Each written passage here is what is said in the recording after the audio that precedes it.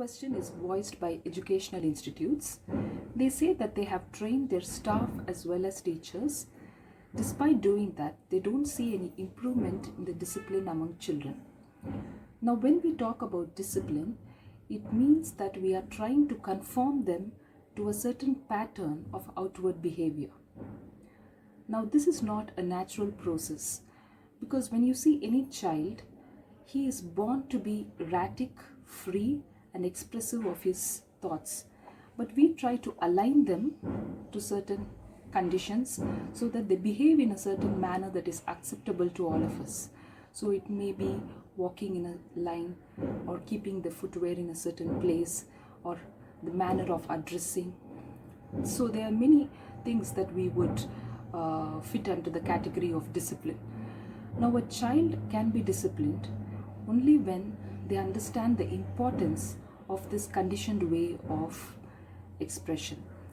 So this is an understanding that must be inculcated within children, because as I said, it is not natural for a child to be disciplined. It is natural for any child to be expressive of their inner self, which could be in various ways. Each child could respond in a certain manner. Now, this becomes difficult for the teachers or the caregivers to handle them, and that is why the concept of discipline comes into picture. It is just an acceptable pattern that helps us live amicably in the society. Now, we try to and make them understand in the initial days itself why discipline can be beautiful. And the best way of doing this is to be disciplined ourselves. Children learn by mimicry more than suggestions, any sort of advice that you can give them. And this is true for even adults. But this is more true for children, because a large part of their learning is from imitation rather than outward suggestions and regulations that can be imposed by words. They are not listening to you, basically. They are just listening to your manner. They are listening to your body and the way you speak, the way you handle yourself, and the way you are. So the training for teachers and staff really makes sense, because you train them to be more disciplined. You are not training the teachers in order to make them understand how to discipline the children. So we need to understand what kind of training methodology is adopted. If we are training the staff so that they are knowing what directions to give and how to give, and what words and language to use, and how to be stern with children, that's not going to help so much. But if we train the staff and to behave in a certain manner that represents discipline, this is something that is going to be picked on by the children very naturally. We realize that children assimilate to the surroundings. So they begin to behave very naturally. They align themselves to the circumstances in which they are.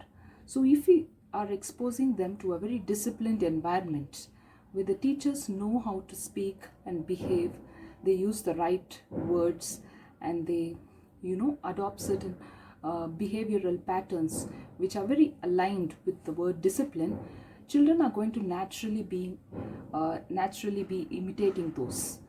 And this doesn't become an effort. Very effortlessly we see that the children align themselves to the pattern that you have set. So the first thing that we need to remember about this is, what is the training that we are giving the people who are with the children? Is the training towards the children, or is the training for the teachers themselves? So when we can provide an environment of discipline, there is less effort spent in asking the children to behave in a certain manner. It comes very naturally to them, because they see that this is how it has to be and this is how it looks beautiful. What the teacher could also do is to help them realize the beauty of organization.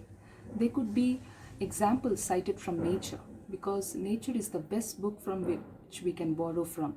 The children could be asked to observe a line of ants walking towards a hole.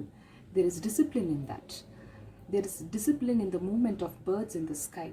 So when you see discipline, the children will naturally understand discipline to be something that is beautiful, more organized, and more appealing to the sense of conduct. So it's appealing, it's agreeable, and there are a lot of positive connotations that can be associated with the word discipline. So this has to be set beforehand before we begin to impose the rigors of discipline upon any child. What sadly happens is that discipline gets associated with a lot of negative terms. Discipline means rigor, it means letting go of their freedom. It could also mean strictness, sternness, it could mean seriousness, and a lot of things which children are not very comfortable with. So the moment that association is made, they would try to defy discipline in all possible ways. But when discipline is an environment, and along with that, we are made to subtly notice the discipline that already exists in the nature around us, we understand that discipline is not necessarily a human conditioning. Although children are born free, they are learning to align themselves with nature and patterns in nature that are disciplined as such.